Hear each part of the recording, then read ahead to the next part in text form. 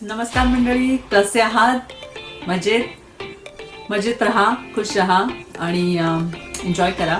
आज खूप मोठ्या आणि महत्त्वाच्या विषयावर मी बोलणार आहे, कारण मला खूप जणांनी प्रश्न विचारला की ताई मला अमेरिकेत यायचं आणि मी कसं येऊ. तर मला असं वाटतं की ह्या विषयावर थोडी माहिती लोकांना जास्त नाहीये की कुठल्या विजावर येऊ शकतो किंवा काय. तर मला असं वाटलं की थोडा परिचय करून देते मी वेगवेगळ्या विजांचा. तर पहिली गोष्ट, अमेरिकेत येणं सोपं आहे का? ह्या प्रश्नाचं उत्तर मी एका वाक्यात देऊ शकते का? नाही देऊ शकत, कारण ह्याचं उत्तर जरा मोठं आहे. तर तुम्ही शेवटपर्यंत ऐका, म्हणजे तुम्हाला कळेल वेगवेगळ्या विजांचे प्रकार काय आहेत, लिमिटेशन्स काय आहेत वगैरे वगैरे. आणि माझ्या चॅनलवर पहिल्यांदा आला असाल तर जरूर सबस्क्राईब करा. Sonal from USA Marathi. वेगवेगळ्या विषयांवर तुम्हाला माहिती मिळेल इथे अमेरिकेतलं राहणीमान, अमेरिकेतल्या वेगवेगळ्या गोष्टी, या सगळ्या विषयांवरती मी इथे चर्चा करते आणि दाखवते. तर तुम्ही जरूर सबस्क्राईब करा. तर चला आपण चालू करूया. तुम्हाला सुरुवात करते. पहिले तुम्ही बघितलं असेल की खूप लोक इकडे येतात ग्रॅज्युएशनसाठी आणि मग नंतर आपल्या पॅरेंट्सना वगैरे बोलवतात, किंवा बरेच जे मुलं आहेत इकडे शिकायला किंवा नोकरीसाठी ते आपल्या पॅरेंट्स, फॅमिलीला, डिस्टन्स रिलेटिव्हज आहे ते फिरायला बोलवतात. तर मी विजाचे असे 3 कॅटेगरीज तुम्हाला करून दाखवते. पहिली म्हणजे एक आहे ती टुरिस्ट कॅटेगरी, नंतर दुसरी कॅटेगरी आहे जी मी म्हणेन स्टुडंट कॅटेगरी, आणि तिसरी कॅटेगरी आहे जी मी म्हणेन एम्प्लॉयमेंट कॅटेगरी आहे. तर असे वेगवेगळे विजाचे प्रकार आहेत. टुरिस्ट कॅटेगरी एकदम सोपी आहे, B2 विजा त्याला म्हणतात. B2 विजा कोणीही घेऊ शकतं. तुम्हाला फक्त एक इन्व्हिटेशन लेटर लागतं. तुमचे जे कोणी फ्रेंड्स किंवा रिलेटिव्ह असतील ते सांगणार की आम्ही यांना बोलवतोय अमेरिकेत बघायला आणि ते आमच्याकडे राहू शकतात वगैरे वगैरे, आणि तुम्ही तो अप्लाय करू शकता. त्याच्यात बऱ्याच गोष्टी बघितल्या जातात, जसं तुमचं इन्कम लेवल किती आहे, काय आहे, तुमची स्टेबिलिटी किती आहे, परत तुम्ही भारतात जाण्यासाठी. कारण अमेरिकेत जे एवढे पण लोक येतात तेव्हा त्यांना सगळ्यांना असंच वाटतं की ह्यांना इकडे येऊन सेटल व्हायचंय. तर त्यांना नेहमी बघायचं असतं की जे व्यक्ती अप्लाय करतात विजासाठी त्यांचे परत जाण्याचे चान्सेस किती आहेत. मग जर तुमची जमीन असेल, शेती असेल, तुमचे खूप रिलेटिव्ह असतील इंडियामध्ये, तर तुम्ही हे सगळं दाखवू शकता की माझी खूप स्टेबल तिकडे सिच्युएशन आहे, प्रॉपर्टीज आहेत, पॅरेंट्स आहेत, फॅमिली आहेत, आणि ह्या सगळ्या स्ट्रॉंग गोष्टी आणि पॅरामीटर्स असतील तर टुरिस्ट विजा मिळाला.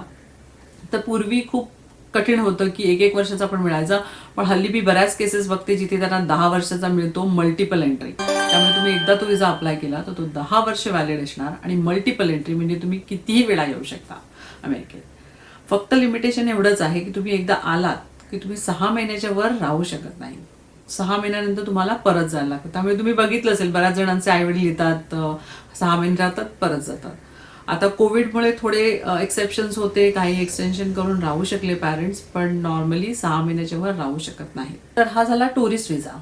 तर त्याच्यानंतर आपण बघूया स्टुडंट विजा. कारण तुम्ही इथे बघता की बरेच स्टुडंट्स येतात, मास्टर्स करायला येतात, MS करायला येतात किंवा MBA करायला येतात. तर इथे स्टुडंटसाठी 3 प्रकारचे विजा मिळतात. एक आहे F1, दुसरा आहे M विजा, आणि तिसरा आहे J1 विजा. सो F1 विजा खूप कॉमन आहे, कारण तो अकॅडमिक एज्युकेशनल डिग्रीसाठी जेव्हा लोक येतात त्यांना F1 विजा मिळतो, आणि तो व्हॅलिड असतो तुमचं जेवढं शिक्षण असेल तोपर्यंत. म्हणजे तुमचं 2 वर्षाचा किंवा 18 महिन्याचा प्रोग्राम असेल मास्टर्सचा, तर तुम्हाला तेवढ्याच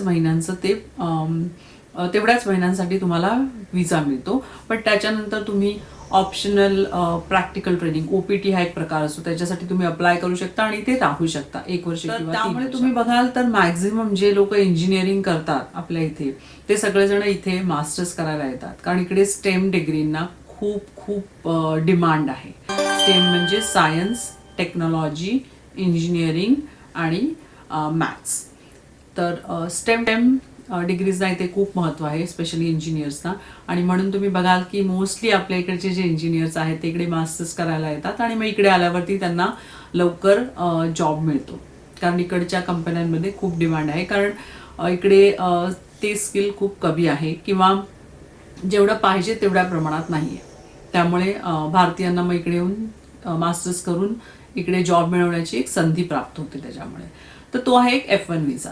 तर तुम्ही F1 विजा खूप कॉमनली ऐकला असेल. लोक येतात F1 विजासाठी, F1 विजा इंटरव्ह्यू देऊन, आणि मग क्लिअर झाले की इकडे ऍडमिशन मिळते आणि मग इकडच्या युनिव्हर्सिटी देऊन ते शिकतात.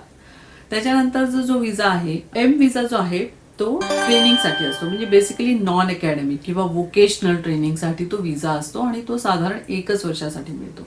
त्या विजाचं डिसएडव्हान्टेज हे आहे की त्या विजावरती कोणी काम करू शकत नाही आणि जर तुमचं जर एज्युकेशन एक्सटेंड झालं तर ट्रेनिंग एक्सटेंड झालं तर तुम्ही एक्सटेंड करू शकता. तर बेसिकली एक गोल असला पाहिजे की मला हे ट्रेनिंग पूर्ण करायचं आणि मग मी जाणार आहे परत. त्या अशा प्रकारच्या वोकेशनल ट्रेनिंगसाठी तो तुम्हाला एम विजा मिळतो.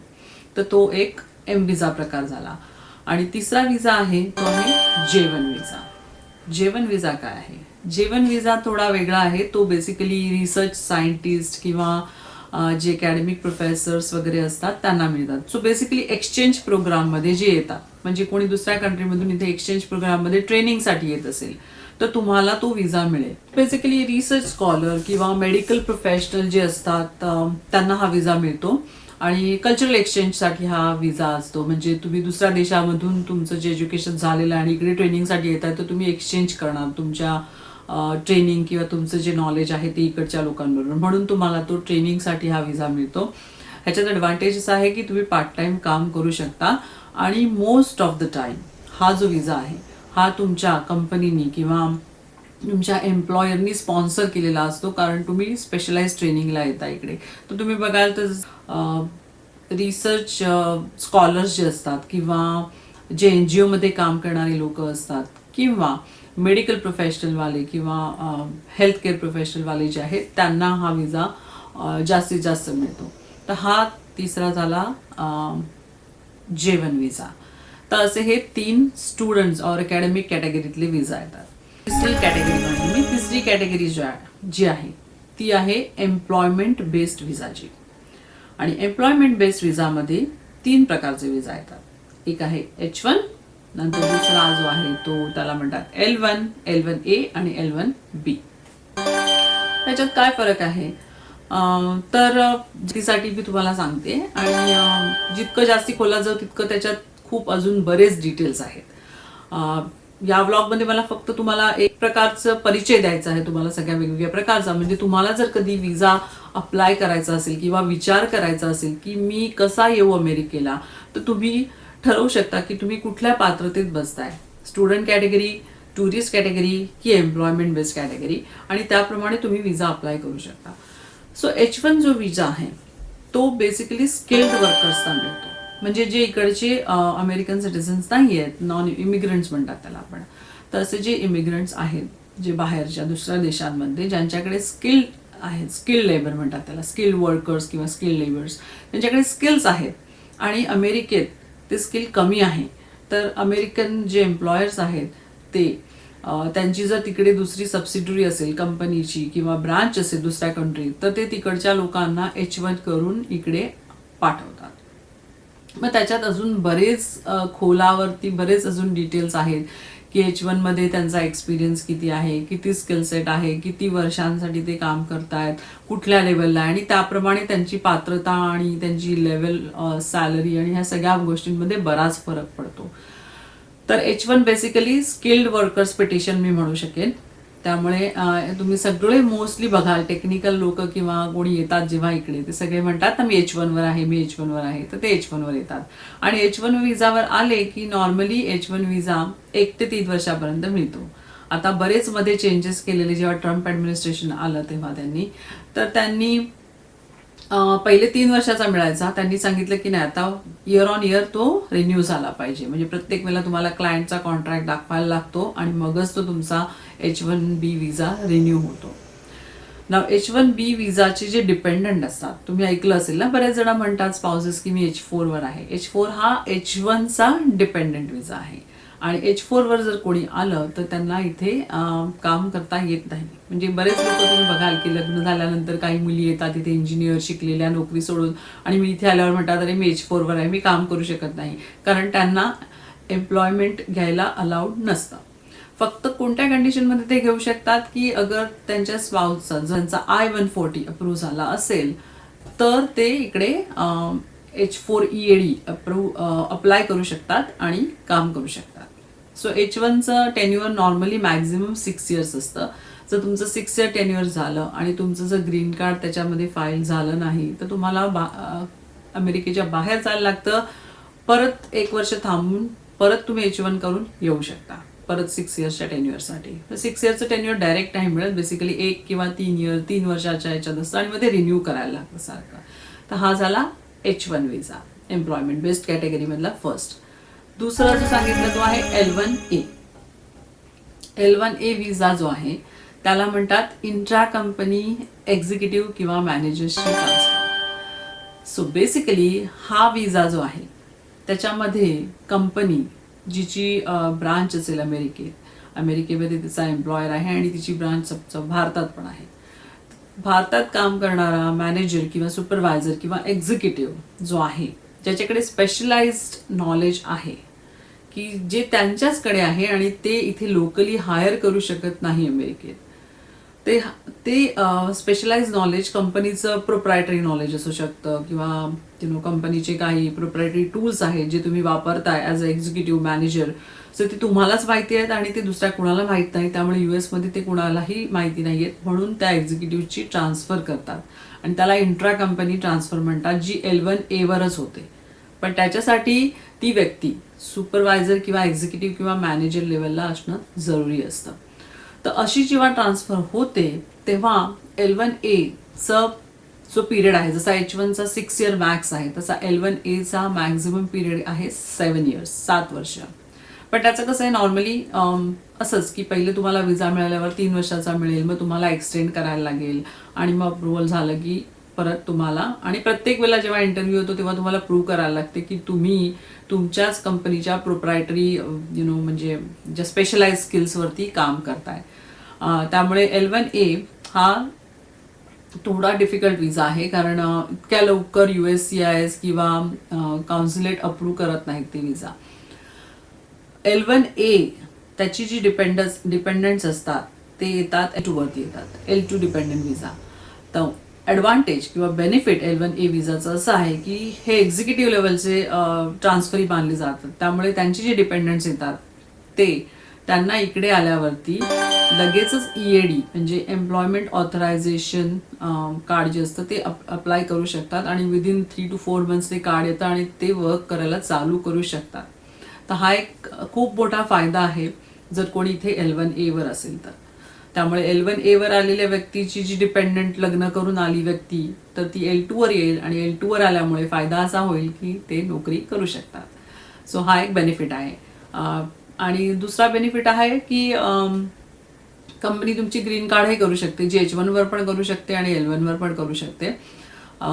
L1 वरती बिकॉज तुमची लेवल जास्त असते मॅनेजर सुपरवायझर, त्यामुळे पॉसिबिलिटी आहे की तुमची चांगल्या कॅटेगरीत फाईल होईल ग्रीन कार्ड आणि लवकर होण्याचे चान्सेस आहेत. सो हा प्रकार झाला L1.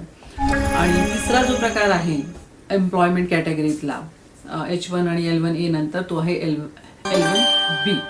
L1B जो आहे हा स्पेशलाइज्ड स्किल एम्प्लॉई जी आहे त्यांच्यासाठी असतो. म्हणजे ती पण इंट्रा कंपनीज ट्रान्सफर आहे की तुमची एक कंपनी आहे सबसिडरी तिकडे आणि तुम्हाला इकडे अमेरिकेत त्या स्किलचे लोक मिळत नाहीयेत म्हणून तुम्हाला ट्रान्सफर करायचे, तर तुम्ही तुमच्या लोकांना ट्रान्सफर करू शकता L2 वर, इकडे लोक नाहीयेत म्हणून.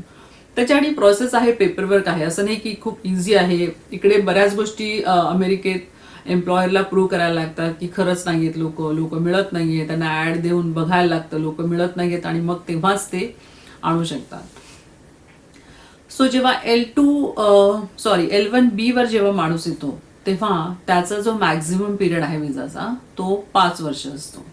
तर हा फरक आहे. L1A 7 वर्ष असतो तर L1B 5 वर्षाचा असतो. आणि L1B हा प्रकार असा आहे की बेसिकली कंपनी एस्टॅब्लिश करून ठेवते एक रिलेशनशिप आधीच, कारण त्यांचं ऑलरेडी एस्टॅब्लिश बिझनेस असतो.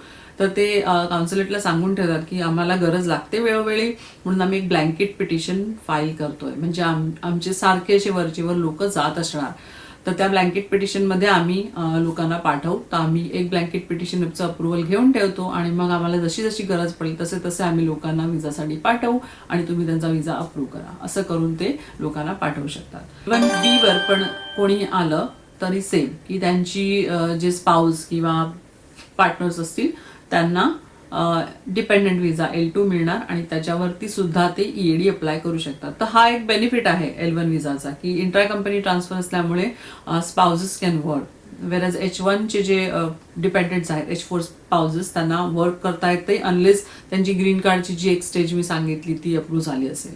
तर ही झाली एक एम्प्लॉयमेंट कॅटेगरी. आणि ह्याच्यात अजून बरेच डिटेल्स आहेत. वेगवेगळ्या लेवलला त्यांचे फाईल होतात. जसे H1 पण वेगवेगळ्या कॅटेगरीज आहेत, त्याच्यामध्ये लेबर कंडिशन वगैरे ॲप्लिकेशन असतो. तर बरंच खोलावरती त्याच्यात पेपरवर्क जातं आणि बरंच पेपरवर्क करायला लागतं. आणि त्याच्यात कोटा असतो बेसिकली.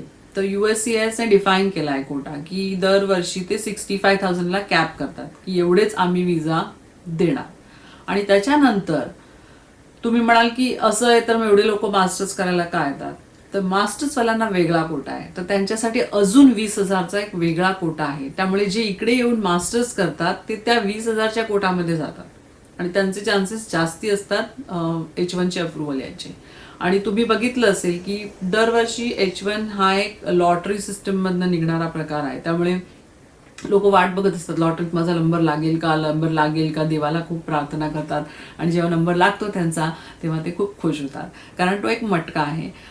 पण ट्रम्प ॲडमिनिस्ट्रेशनने हे चेंज करण्याचा हा रूल प्रयत्न केलेला, तो अप्रूव्ह झालेला. आणि आता परत बायडन ॲडमिनिस्ट्रेशननी त्याच्यावरती जरा थोडा वेळ घेतलाय, कारण त्याच्यात खूप अजून गोष्टी आहेत. जसं त्यांनी सांगितलं की पहिले लॉटरीतनं कोणी येऊ शकतं, राईट? म्हणजे एखादा फ्रेशर असेल पास आउट झालेला, त्याचाही H1 लागू शकतो. आणि एक 10 वर्ष एक्सपिरियन्सवाला जो असेल त्याचा H1 फाईल केला असेल कंपनीने तर तो नाहीही लागू शकत. तर मटका होता एक प्रकारचा.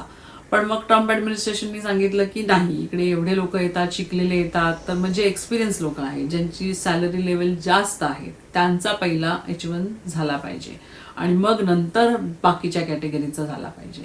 तर त्याच्यासाठी त्यांनी 4 कॅटेगरीज केलेले आणि मग त्याच्यावरती थोडे रूल्स बनवलेले. पण ते रूल्स एवढे क्लिअर नव्हते, कारण इथे प्रत्येक स्टेटमध्ये इन्कम लेवल वेगळी असते, प्रत्येक स्टेटमध्ये कॉस्ट ऑफ लिव्हिंग वेगळी असते आणि प्रत्येक स्टेटमध्ये खर्च वेगळे असतात. त्यामुळे सॅलरी लेवल वेगळी असते. त्यामुळे एखादा 10 वर्ष एक्सपिरियन्सवाला बॉस्टनमध्ये असेल किंवा सॅन फ्रान्सिस्कोला असेल, तो जेवढं इन्कम कमवत असेल तो कदाचित इंडियानापॉलिस किंवा ओहायोला असेल तर तो तेवढंच कमवणार नाही. मग ह्याचे सगळे जे फायनल डिटेल्स होते ते त्याच्यात रूल्समध्ये नव्हते आणि म्हणून बायडन ॲडमिनिस्ट्रेशनला वाटलं की हा जो रूल आहे तो थोडा अजून लांबवायला लागेल, आपल्याला अजून रूल्स डिफाईन करायला लागतील आणि मग आपण रूल चेंज करू. त्यामुळे यावर्षी परत H1ची जी सिस्टीम होती ती लॉटरी सिस्टीममधनंच झाली. तर हे झाले एम्प्लॉयमेंट कॅटेगरीचे विजा. तर ह्याच्यानंतर जे अजून एक विजा आहे तो आहे K1 विजा. हो, हा विजा आहे खास लग्न उत्सुक लोकांसाठी.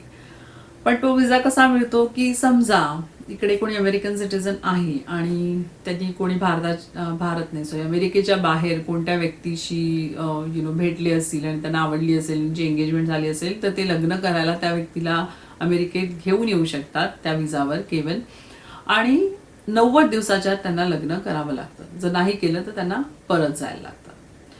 आणि ह्या विजामध्ये पण अजून काही रूल्स आहेत, जसं की तुम्ही अमेरिकन सिटीजन जी व्यक्ती आहे ती त्या व्यक्तीला जिच्याशी लग्न करणारे 2 वर्षात एकदा तरी फिजिकली भेटली आहे, प्रत्यक्ष बघितलं आहे, नंतर लग्न करायला फ्री आहे, सगळं क्लिअर आहे, लाईन क्लिअर आहे, डिवोर्सची केस वगैरे नाही चालू आहे. आणि त्या काही कंडिशन्स आहेत आणि त्याच्यामधून K1 विजा करून एखादी व्यक्ती इकडच्या अमेरिकन सिटीजनशी लग्न करायला येऊ शकते. आणि एक अतिशय महत्वाची गोष्ट, ग्रीन कार्ड.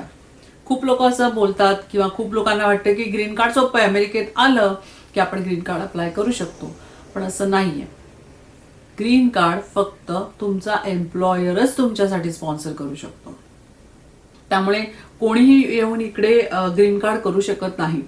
पण बेसिकली ग्रीन कार्ड जे आहे ते फॅमिली बेस्ड होऊ शकतं. म्हणजे जर तुमचं कोणी रिलेटिव्ह असेल US सिटीजन किंवा ग्रीन कार्ड होल्डर तर ते तुमचं फाईल करू शकतात. किंवा एम्प्लॉयमेंट बेस्ड, म्हणजे तुमचं जो फ्युचर एम्प्लॉयर आहे तो तुमचं ग्रीन कार्ड फाईल करू शकतो. इन्व्हेस्टमेंट बेस्ड ग्रीन कार्ड आहे, ज्याच्यामध्ये जर तुमच्याकडे 900,000 असतील आणि तुम्ही ते इन्व्हेस्ट केले आणि तुम्ही जर 10 पेक्षा जास्त अजून एम्प्लॉयमेंट अपॉर्च्युनिटीज लोकांना क्रिएट करून दिल्या तर तुम्हाला त्या कॅटेगरीत बसता येतं. आणि लास्ट कॅटेगरी आहे ती म्हणजे एक्स्ट्राऑर्डिनरी एबिलिटी ग्रीन कार्ड. म्हणजे तुमच्याकडे science, arts, education, business, athletics ह्याच्या थ्रू नॅशनल किंवा इंटरनॅशनल क्लेम किंवा फेम असेल तर तुम्ही अप्लाय करू शकता. त्याच्यासाठी भरपूर डॉक्युमेंटेशन लागतं, प्रूव्ह करायला लागतं, तुमचं बरंच पब्लिकेशन्स दाखवायला लागतात. तर मोठे जे आपले आर्टिस्ट वगैरे आहेत, ॲक्टर्स वगैरे आहेत, ते या कॅटेगरीमधून ग्रीन कार्ड फाईल करू शकतात. सो ह्या अशा वेगवेगळ्या ग्रीन कार्डच्या कॅटेगरीज आहेत. So green card is not easy की कोणी येऊन त्याला फाईल करू शकतो. आणि एकदा ग्रीन कार्ड आलं की तुम्हाला 5 वर्षानंतर तुम्ही सिटिझनशिप किंवा नॅचरलायझेशनसाठी अप्लाय करू शकता. तर ही आहे ग्रीन कार्ड प्रोसेस. तुम्हाला इंटरव्ह्यूला बोलवतात, त्यांची सगळे सिविक टेस्टचे क्वेश्चन्स असतात ते तुम्हाला क्लिअर करायला लागतात 20%. आणि ते क्लिअर केल्यावर तुम्हाला सिटिझनशिप मिळते आणि तुम्ही US सिटिझन होता. तर अशी आहे एक सिंपल आणि साधी प्रोसेस ग्रीन कार्डची. तर हे असे आहेत विजांचे प्रकार. जेव्हा तुम्हाला अप्लाय करायचं असेल किंवा तुम्हाला टुरिस्ट म्हणून यायचं असेल तर मी सांगितलं तर टुरिस्ट विजामध्ये जास्त असं काही नाही. स्ट्रेट फॉरवर्ड तुम्हाला इन्कम डॉक्युमेंट्स, प्रॉपर्टी डॉक्युमेंट्स आणि अशा बऱ्याच गोष्टी दाखवायला लागतात. सगळं साईटवर लिस्टेड असतं. तुम्ही दाखवलं, अटॅच केलं आणि उत्तरं कॉन्फिडेंटली दिली आणि तुम्ही दाखवलं की तुमचे इथे सेटल व्हायचे काहीही हे नाही आहे तर तुम्हाला व्हिजिटर विजा लगेच मिळू शकेल. H1, L1, L2 ते जसे एम्प्लॉयमेंटचे विजा आहेत. त्यामुळे जर तुम्ही कोणी एम्प्लॉईड असाल, ॲमेझॉन किंवा गुगल, ॲपल आणि अशा बऱ्याच कंपन्या आहेत ज्यांच्या इकडे बऱ्याच IT कन्सल्टिंग कंपन्या पण आहेत. ह्या प्रोडक्ट कंपन्याज आहेत, पण अजून बऱ्याच कंपन्या आहेत जशी इन्फोसिस आहे, विप्रो आहे, कॉग्निझंट आहे. ह्या पण अजून बऱ्याच अशा कंपन्या आहेत की ज्यांना सतत गरज असते लोकांची इकडे. आणि मग जेव्हा त्यांना गरज असते तेव्हा ते तिकडचे जे भारतात काम करत असतील त्या लोकांचा H1 किंवा L1 जो अप्रोप्रिएट कॅटेगरीतला विजा आहे ते करतात आणि इकडे त्यांना पाठवतात. त्यामुळे तो ॲक्च्युली बरेच वेळा सोपा जातो.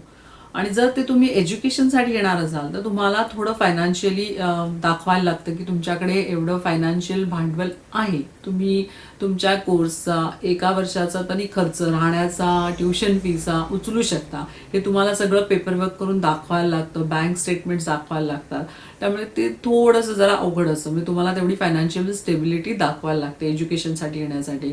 आणि इथे एज्युकेशनला आल्यानंतर पण रेस्ट्रिक्शन्स असतात, कारण तुम्ही फुल टाइम काम करू शकत नाही ॲज अ स्टुडंट. तुम्हाला फक्त 8 तास वगैरेच अलाउड असतात एका आठवड्यात. त्यामुळे तुम्ही जास्त पैसे कमवू शकत नाहीत. थोडेफार कमवू शकतात, ते पण ऑन कॅम्पसच जॉब करायचा असतो. त्यामुळे अशा बऱ्याच कंडिशन्स असतात. जर तुम्हाला स्टुडंट विजाविषयी किंवा स्टुडंट लाईफविषयी अजून माहिती हवी असेल तर मी जरूर एक त्याच्यावर व्हिडिओ बनवेन वेगळा, की तुम्ही इथे येऊन तुमचे खर्च कसे काढू शकता आणि कसं तुम्ही मिनिमाइज करू शकता तुमचा खर्च. मी त्याच्यावर बनवू शकते. पण मला आजच्या व्हिडिओत फक्त ह्याच वेगवेगळ्या टाईपच्या विजाच्या कॅटेगरीज सांगायच्या होत्या. कारण मला बरेच जण असे प्रश्न विचारतात की ताई मला पण अमेरिकेत यायची खूप उत्सुकता आहे आणि इच्छा आहे, मी कसा येऊ. तर एका शब्दात मी जसं सांगितलं तसं एका वाक्यात त्याचं उत्तर नाही देऊ शकत. आणि म्हणून मला हे थोडं इलॅबरेट करून तुम्हाला सांगावं लागलं की या वेगवेगळ्या कॅटेगरीज आहेत एम्प्लॉयमेंट आणि टुरिस्ट आणि स्टुडंट विजाच्या. सो आय होप तुम्हाला जास्त कन्फ्यूज नाही केलंय मी. कमेंट करून तुम्ही प्रश्न विचारा आणि काय म्हणतात, I will be happy to answer. तुमचे प्रश्नांची उत्तरं मी देईन. जास्त घाबरण्यासारखं काही नाही आहे. एक जस्ट खूप पेपरवर्क लागतं अमेरिकेत, बस तेवढंच आहे. आणि योग्य ठिकाणी योग्य वेळेला योग्य पेपरवर्क केलं तर सगळं व्यवस्थित होऊ शकतं. तुम्हाला काही प्रश्न असतील ह्या प्रोसेसमध्ये तर मला विचारा. मला त्याची उत्तरं द्यायला आवडतील, कारण मी या विषयावरती भरपूर काम केलेलं आहे. हा व्हिडिओ आवडला तर नक्की लाईक करा आणि शेअर करा. तुमच्या ओळखीचे कोणी असतील ज्यांना माहिती हवी असेल. आणि जर पहिल्यांदा आला असेल माझ्या चॅनलवर जरूर सबस्क्राईब करा सोनल फ्रॉम USA मराठीवर. आणि आपण पुन्हा भेटू नवीन इन्फॉर्मेशन आणि नवीन व्हिडिओ बरोबर. चला तर, बाय.